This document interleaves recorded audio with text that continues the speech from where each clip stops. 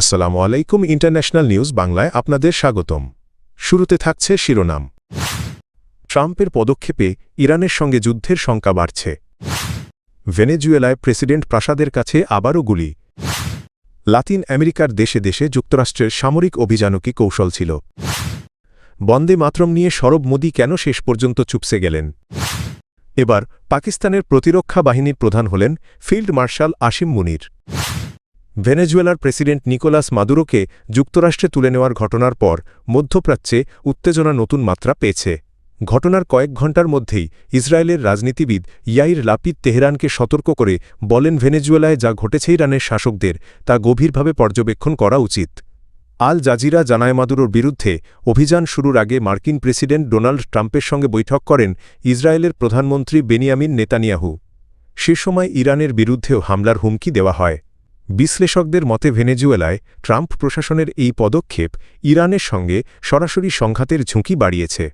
National Iranian American কাউন্সিলের president Jamal আবদি বলেন, বিশ্ব রাজনীতিতে আইনহীনতার প্রবণতা যুদ্ধের আশঙ্কা বাড়াচ্ছে।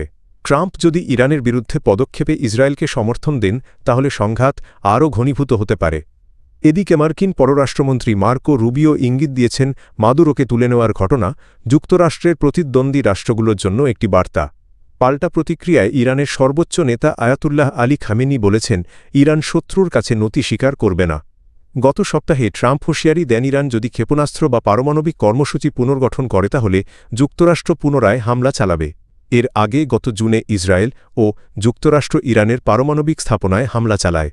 অন্যদিকে ইরানে চলমান বিক্ষোভ ও সংঘর্ষে গত এক সপ্তাহে অন্তত ১৬ জন নিহত হয়েছে বলে জানিয়েছে মানবাধিকার সংগঠনগুলো।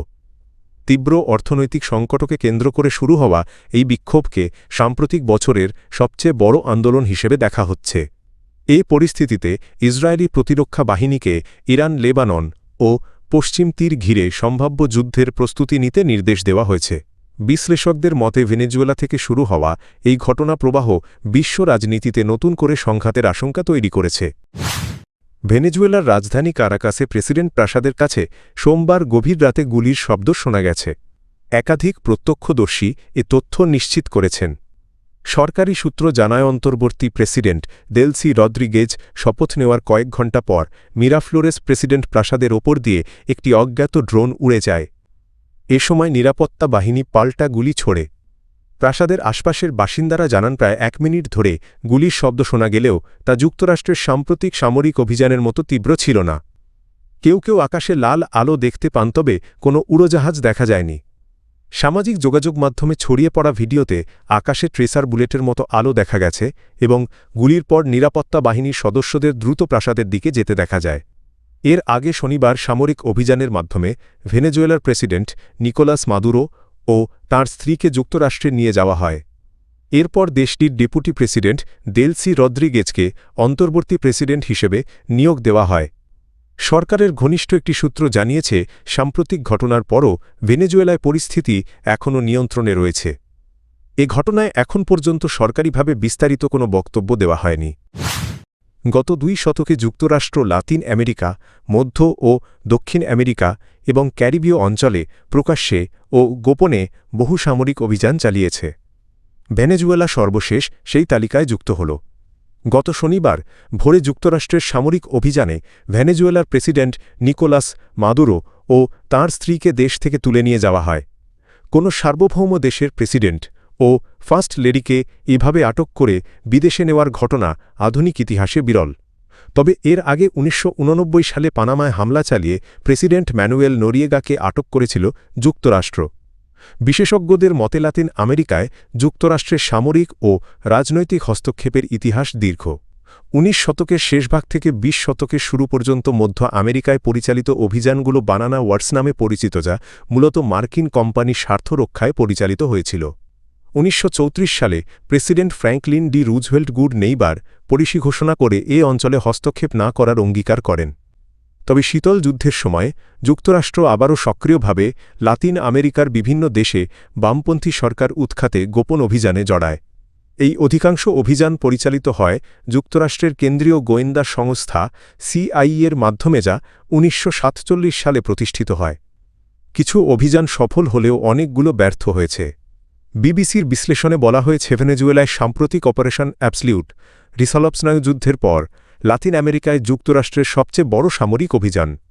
এই প্রেক্ষাপটে লাতিন আমেরিকার বিভিন্ন দেশে যুগে যুগে পরিচালিত যুক্তরাষ্ট্রের উল্লেখযোগ্য সামরিক ও গোপন অভিযানের ইতিহাস নতুন করে আলোচনায় এসেছে। ভারতের নির্বাচন কমিশনের ভূমিকা ও ভোটার তালিকার নিবিড় সংশোধন SIR নিয়ে 5টি প্রশ্ন তুলে কেন্দ্রীয় স্বরাষ্ট্রমন্ত্রী অমিত শাহকে মুখোমুখি বিতর্কের চ্যালেঞ্জ জানান লোকসভার বিরোধী দলীয় নেতা রাহুল গান্ধী। তবে অমিত শাহ সেই চ্যালেঞ্জ গ্রহণ করেননি। ফলে নির্বাচন কমিশনের এখতিয়ার OSIR নিয়ে বিরোধীদের প্রশ্নের কোনো স্পষ্ট জবাব পাওয়া যায়নি। লোকসভার 2 দিনের বিতর্ক শেষ হলেও নির্বাচন কমিশনের পক্ষ থেকেও এ বিষয়ে কোনো ব্যাখ্যা আসেনি। স্বরাষ্ট্রমন্ত্রীর বক্তব্য রাজনৈতিক পর্যায়ে সীমাবদ্ধ ছিল বলে অভিযোগ বিরোধীদের। শীতকালীন অধিবেশনের শুরু থেকে বিরোধীরা SIR নিয়ে আলোচনার দাবি জানালেও সরকার প্রথমে বন্দে মাতরম গানের 150 বছর পূর্তি উপলক্ষে আলোচনা করতে চায়। শেষ পর্যন্ত উভয় পক্ষের দাবির সমন্বয়ে নির্বাচনী সংস্কার শীর্ষক আলোচনায় বিষয়টি অন্তর্ভুক্ত করা হয়। বন্দে মাতরম ইস্যুতে কংগ্রেসকে আক্রমণ করতে চাইলেও সংসদে সব বিরোধী দল কংগ্রেসের পাশে দাঁড়ায়। এমনকি বিজেপির মিত্র JDU একই অবস্থান নেয়। বিরোধীরা তথ্য তুলে ধরে জানান গানটির প্রথম 2 স্তবক গাওয়ার সিদ্ধান্ত ছিল রবীন্দ্রনাথ ঠাকুরের, যা মহাত্মা গান্ধীসহ তৎকালীন নেতারা সমর্থন করেছিলেন। এ সময় বিরোধীরা পাল্টা অভিযোগ তোলে যে স্বাধীনতা আন্দোলনে RSSের কোনো ইতিবাচক ভূমিকা ছিল না এবং বিজেপিও দীর্ঘদিন বন্দে মাতরম উচ্চারণ থেকে বিরত ছিল। পাকিস্তানের সেনাবাহিনী প্রধান ফিল্ড মার্শাল আসিম মুনির আরও ক্ষমতাধর হলেন। সেনাপ্রধানের পাশাপাশি তিনি এখন দেশটির প্রতিরক্ষা বাহিনীর প্রধান, chief of defence forces CDF হিসেবে দায়িত্ব পেলেন। বৃহস্পতিবার পাকিস্তান সরকার তাঁকে এই পদে নিয়োগ দেয়, যা দেশটির ইতিহাসে প্রথম। প্রধানমন্ত্রী শাহবাজ শরীফের প্রস্তাবের পর প্রেসিডেন্ট আসিফ আলী জারদারি তা অনুমোদন দেন। এর মধ্য দিয়ে স্থলনৌ ও বিমান 3 বাহিনীর ওপরই কার্যত সর্বোচ্চ কর্তৃত্ব প্রতিষ্ঠা পেল আসিম মুনিরের। চলতি বছরের মে মাসে ভারতের সঙ্গে 4 দিনের সংঘাতের পর আসিম মুনির ফিল্ড মার্শাল পদে পদোন্নতি পান। তিনি পাকিস্তানের দ্বিতীয় ফিল্ড মার্শাল এবং 6 দশকের বেশি সময়ের মধ্যে প্রথম। বর্তমানে তিনি 5 বছরের মেয়াদে সেনাপ্রধান হিসেবে দায়িত্ব পালন করছেন। এদিন প্রেসিডেন্ট জারদারি বিমান বাহিনী প্রধান air chief marshal Zaheer Ahmed Babar সিধুর মেয়াদও 2 বছর বাড়ানোর অনুমোদন দেন। তাঁর বর্তমান মেয়াদ শেষ হবে 2026 সালের মার্চে। উল্লেখ্য, গত নভেম্বর পাকিস্তানের সংবিধান সংশোধনের মাধ্যমে আসিম মুনিরকে কার্যত আজীবন আইনি দায়মুক্তি দেওয়া হয়। 2022 সালে তিনি ISI প্রধান থেকে সেনাপ্রধান হন এবং 2025 সালে ভারতের সঙ্গে সংঘাতের পর তাকে ফিল্ড মার্শাল পদে উন্নীত করা হয়।